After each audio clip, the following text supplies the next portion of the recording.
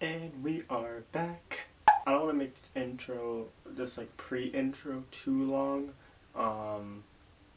because I expect this video to be kind of long, because all we're doing is like answering questions and talking about like experiences, stuff like that. So I'm just gonna get right to the video. So before we get into all that, please like, comment, and subscribe. Turn on post notifications. Just make sure that you're all connected to me, Don B, and that way you guys can be the first ones to know when a new video comes out and we can get the rolling, yeah? So I hope you guys enjoyed the video. Let me know if you have any more questions that pop into your head afterwards, and cool, I hope me sharing this experience really inspires some of you. Alright, catch you on the video.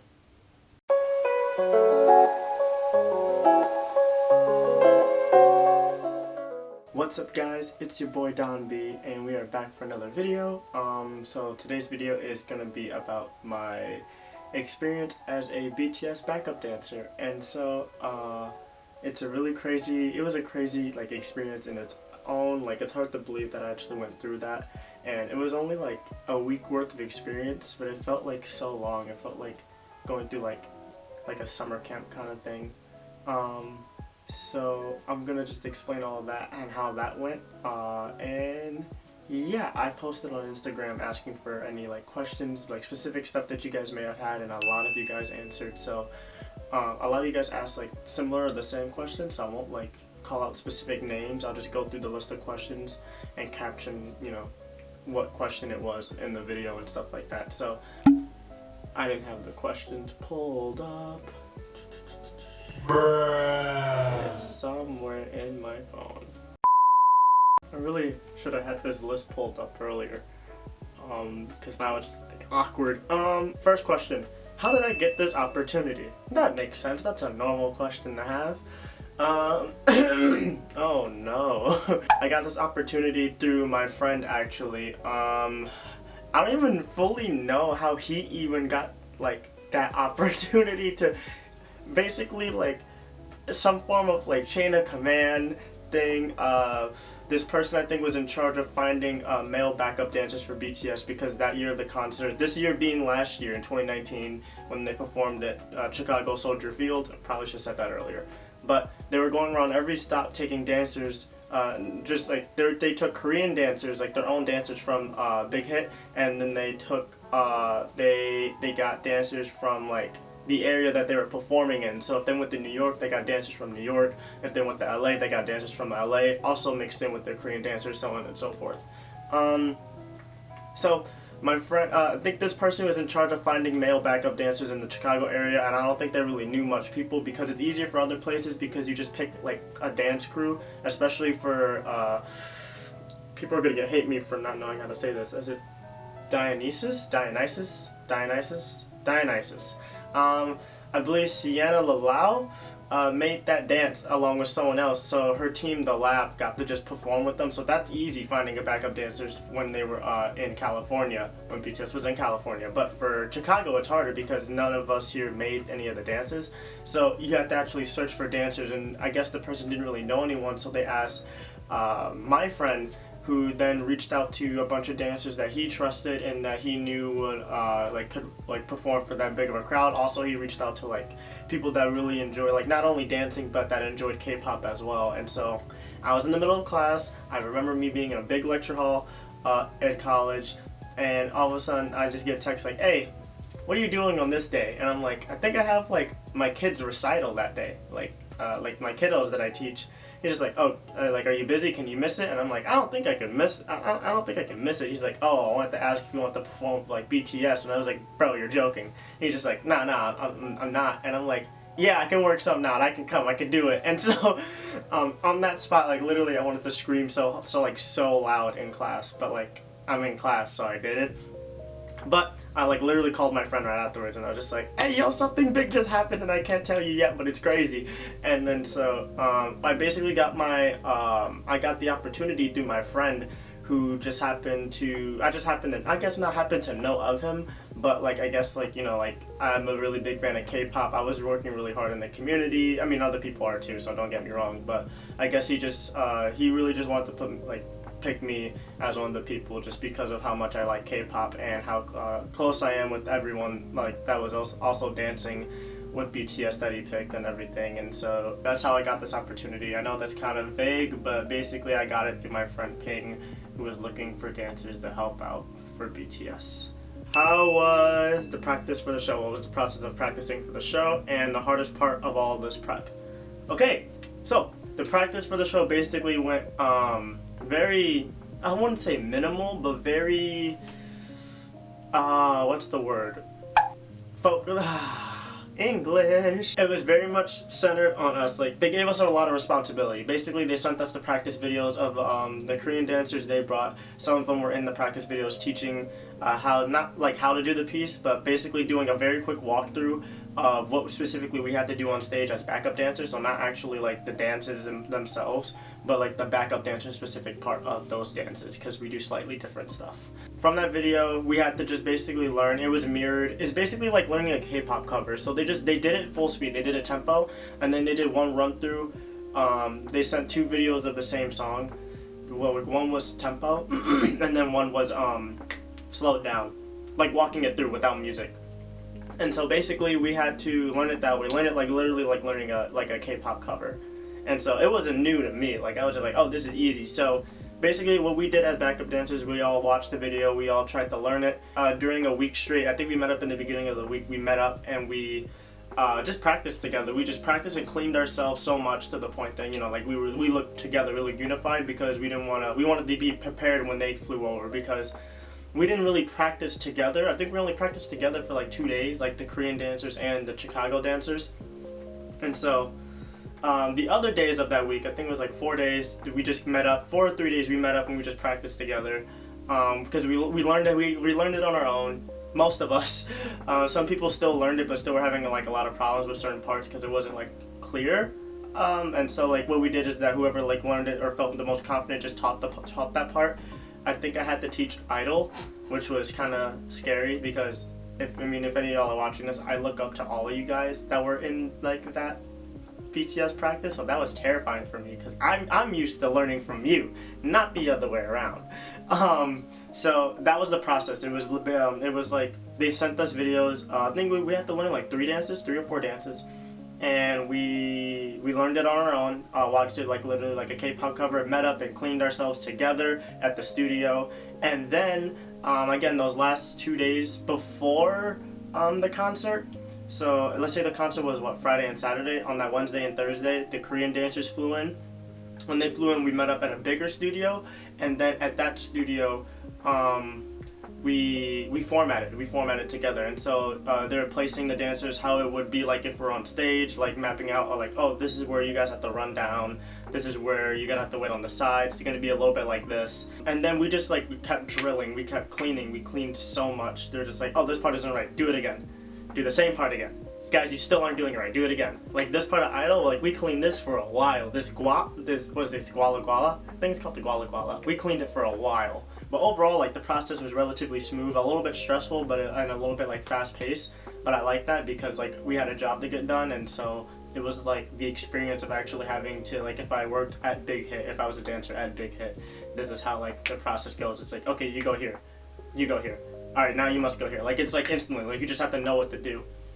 What made it very hard was the fact that there was a language barrier. They had someone that translated for them when things were harder. I know, I take Korean classes, so at the time I didn't take Korean classes, but I still knew some phrases and mannerisms, things like that.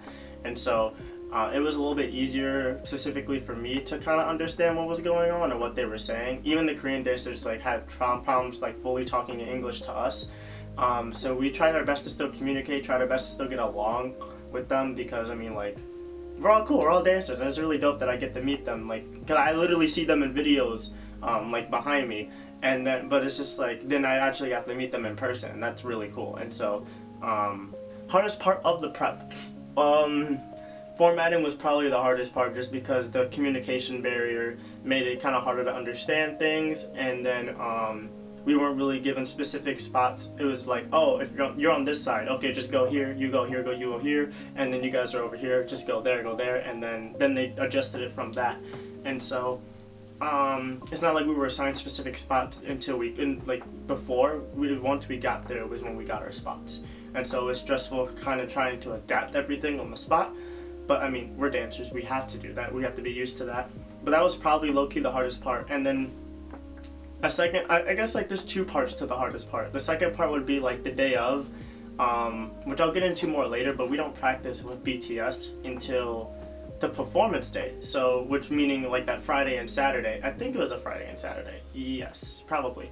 But that Friday and Saturday, or whenever those two concert days was, that's when we actually had our first practice with BTS, and it was like we had to get used to them now being in the formation when they weren't there before. So we had to get used to their traffic. We can't be in their way because they have a certain spot to be in. It doesn't matter when, like, it does matter when we get to our spot, but as professionals, we have to let them get to their spot first. They're the singers, this is their concert, we're just their backup dancers. So traffic had to be completely reworked. We had to like during the day of, like during not today, it was like especially hard like with the columns and just figuring out where to go all of a sudden and like not hitting anyone, because like I almost hit Suga like running into my spot for this thing, that, you know, no, not today, that one thing. I almost hit him. I almost elbowed him, and like, because he's like my height, so I almost elbowed him in the shoulder, and it was I would have felt bad. But there was a thing with like Chin, he couldn't get to his spot because of it was some formation thing, and then it rained the second day, and then we just couldn't practice on the outside stage at all for Not Today when we were supposed to, because we didn't practice Not Today until the second day. The first day was fine because, you know, we had to perform Not Today on the first day, and so it's not like we winged it, but we just basically went off of like what we learned in the studio and then just like integrated them in the formation literally on the spot. But the second day we actually wanted to practice Not Today and run it to make sure like things were okay, but it was raining so bad that day, so we couldn't even use the extra part of the stage. So it was a little bit harder, so that would be a really hard part too. That was a very loaded answer, but I hope that answered your question. Was BTS guarded backstage is the next question. Very simple answer, I don't know. We barely saw them backstage. I believe they had their own little like trailer compartment thing. We were separate from them. So honestly, I did not see them guarded because I did not see them at all until we were on the stage. Or, yeah, that's it. Like literally did not see them. I mean, I saw them before, you know, the performance started when they showed up in like their hoodies and stuff because it was cold. We in Chicago, it's cold. And then I saw them backstage when they like were all dressed and everything for the first song. That's it. That's basically it. That's basically it. So I honestly don't know. They didn't look guarded. I don't know where their trailer was. We were kept in a separate like place. So I don't know. Did I smack Jimin's booty? No, but I wish. Were they nice and beautiful in person? Yeah. Oh my goodness. Like if I could tell you like how good they looked in person, like from like the thing, but like the video behind me that you see, like I know like you think that's just them like, you know, through the camera and stuff, but like even when they like landed and they walked up the stage for the first time and they're like, hey Brandon, look, they're here, and I looked at Jungkook's face, I'm like, how like I cannot express to you how good they look in person. And like they look really good. Like it looked like on the second day when it was raining, me and all of us, like me and like some of my friends, like in the Chicago dancing group, made a joke that they just looked like they were untouched by the rain. Like the rain went like around them instead of like falling. Like it was crazy. And in terms of them being nice, yeah, they're really nice. Like this goes into like, oh, were we allowed to talk to them kind of question, but like we were allowed to have like very limited interaction with them because like I said, we barely saw them. They had to do their own thing too. Even when they were on the stage, we weren't really allowed to talk to them because they had to practice. Also, can I say their voice in person is literally like, without any of the backup tracks, it's the exact same as what you hear. Like, I don't know what Jungkook was singing, but he was humming something, and it was the most like heavenly hum I've ever heard in my life. But they all sound the exact same in person. Like when they sing, when they talk, it's amazing. But again, we had a very limited interaction with them, so the only thing we got to do when we talked to them is that when we were backstage before performing the first song, we got to say like, oh, 안녕하세요, like 감사합니다, fighting, and they responded back thank you in English and everything, and said fighting and said good luck, and they seemed very, very grateful that we were doing this with them, and they said they seemed like they really appreciated us. So that's really the most we got to actually talk with them, is just saying hi, thank you, and you know, good luck, and they responded the same way back. Suga did walk past us though without saying anything at first, and then when he came back with the other members, then he said something, and I was like, hey! But it was totally fine. But me seeing it all in person, they all look great to me, so honestly my expectations were still blown out the window. Was I a BTS fan before the opportunity? Extremely. I don't know if you can see it on my desk. You can't because it's covered, but I have 3 BTS albums back here. I have a BTS bomb over there that's off camera. What else do I have? I have so much stuff. I'm not in, like, you know, when I had my apartment, I had a bunch of posters. Half of those were BTS posters. It's all put up now, but I am the hugest BTS fan. They were the first K-pop group I loved. Like, they were my bias group. My bias is Jimin. Like, I loved BTS before this opportunity. Ever since, like, I was a senior in high school, they were the reason I started dancing. The first dance I learned ever that made me want to start dancing was Dope by BTS. And ever since then, I was just like, this dance is so hard and so much fun that I want to learn the rest of this dance, because I only tried to learn the chorus. I learned the rest and I was so bad, but it motivated me to, like, be as good as them. Like, I looked at them and I was just like, especially Jimin and RM and J-Hope, I was just like, how do I be as, like, smooth and swaggy as y'all? Like, they were my inspirations, like, being like just learning how to dance. Like, I can't even explain, like, what that experience really, like, meant to me when I got to be backup dancers for them. I went to their concerts before when I got in college. I bought their albums. I bought multiple versions of the same album. Like, I can't explain how much of a fan I was, like, and that I still am, before this opportunity, and it just made me become more of a fan. It made me appreciate them more after the opportunity.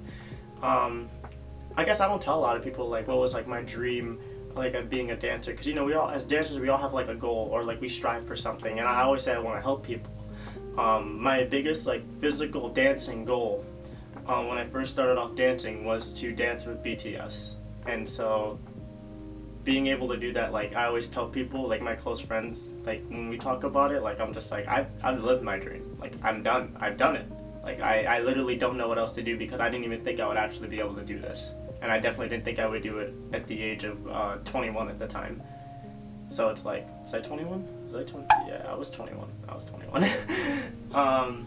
Like, when I first started dancing and I learned Dope by BTS, and then I kind of just, like, kept, like, watching more of the music videos. Like, even in high school, like, it's not like I learned, like, one song and then waited a month and did the next song. It's like, no, I learned the entirety of every one of their songs. Day after day, week after week, I would practice it every single day. I would play the music, I would play the dance practice and copy it exactly. I would follow Jimin's part and I would just pop off. So, literally, I remember, like, I wanted to dance with them so bad that when they had open auditions for dancers, I would send in a video of me, like, freestyling to their company, hoping that I would get accepted. Obviously not. But that's how much I really wanted to dance with them and be a part of their company and, like, be able to be on stage with them, so much so that I sent them, like, audition videos back when I was 17, 18 years old, like, multiple times. And so, like, literally, like, they were like the reason why I started dancing, and they are, like, they were my dream. They were my dream. I wanted to dance with them. I wanted to be, at that age, at 17, I told myself that I would love to be on stage with them. I would love to be either to meet them, to dance with them, and I did that. And so it just made me love it more, and it just made me really appreciate everything that they go through, because they have so much support and they go through so much behind the scenes, and, like, practice and, like, just, like, having to just do it on the spot, and it's just crazy, and I just respect them and the company so much more. Any dancers not know BTS until the opportunity? So at the time that BTS came over, BTS was very much, like, worldwide at that point, especially after Mic Drop. That's when everything started popping off over here in the West. People started to really, like, obsess over BTS and everything, especially after Boy With Love with Halsey as well. Like, people really started to love BTS here in the West, and that's when they got the most famous here, as much as they are in Korea now. So a lot of us already knew of BTS before the opportunity. I can't say that all of us were, like, fans, like, as much as I was. Like, I almost fainted when I first saw Jungkook walk on the stage, and he's not even my bias. But I can tell definitely that, like, there was definitely people there that, like, oh, I don't even know which one of them is which. Not in, like, a bad way, but, like, they don't even know they didn't know the members' names, or, like, they didn't even know that those were the members and they accidentally ran into them. while getting like water or something. Um, that yeah, like some again, like they knew, like most of us, all of us knew of BTS. We knew what the group was, but there was still a good amount of the Chicago dancers that weren't like fans. They weren't like, they didn't know fully all their names. They didn't know any of the other songs besides like the most recent ones that came out right before the concert. So I would say, like, to answer that question, no, not all of us. I mean, I am, but not all of us, as in the Chicago dancers, knew. Um, not all of us as Chicago dancers were fans of BTS. Didn't like knew specifically who BTS was, if that makes sense. Another K-pop group I would like to dance for. Another K-pop group that has been coming up in my my life often, and that I just been like loving ever since even before they debuted and I saw them in Chicago, is KARD. KARD has been like that most like very unique group of having like different style of music. Very groovy. They all can dance really well, and they do such a different style so well. They all like have a specific like style of dancing to them, and it's just amazing. I saw them when they came to Chicago before they officially debuted, and they were performing songs like off of their first album that they were gonna come out with when they actually debuted, instead of as a project group anymore.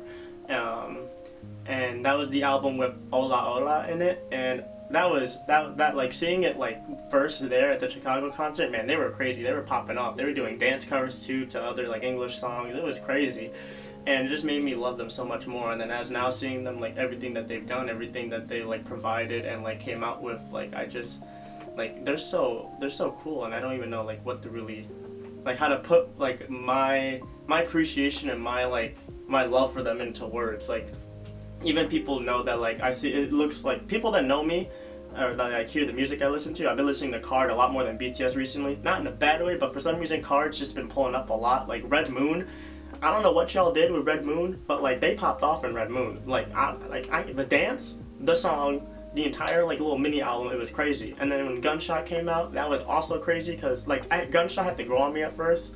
After day one, I was like, oh, okay. Day two, it's a bop. We're good. Like, I've covered so many of KARD's dances because I just love KARD. I just love who they are. If I have the opportunity to ever dance with them, I know they don't really need backup dancers, because the only dances they actually needed backup dancers for, I think, was Gunshot, because it was a more cinematic like take on their usual concepts. Like, if they ever needed backup dancers, I would love to be their backup dancer. I love KARD. I have some of their stuff up over here. I don't have any of their albums because I'm broke, but KARD is definitely like up there. I even have a signed poster of KARD from that's put away with my BTS posters from the concert in Chicago when they came here. But yeah, KARD's really up there for me. I would love to dance with KARD. It would be a blessing opportunity. So if on the off chance, if your agency is watching KARD, I gotta search up the name of your agency. Hit me up, hit up your boy. Most influential part of my experience I carry over to my life. The most influential part is that I carry over to my life is just like, you never know what could happen. Like, honestly, like, it's hard to really explain the most influential part, because really for me it's just like, it just shows that hard work pays off. It shows that like with dedication, like you can act like dream, like, and it's a very cliche thing to say, but like your dreams can actually like happen. Like you can actually achieve your dreams that you may think that it may not be possible, but like it's definitely possible. So no matter what your dream is, like no matter what you want to accomplish or do, no matter how far-fetched it may seem at the time, like don't ever say never. Like don't do that. Just stay positive, keep working hard, because you never know what tomorrow could bring. Because I literally had no expectation to get that text from my friend, and all of a sudden I was dancing in front of over 1,000 people at Soldier Field. So that has carried over to my life.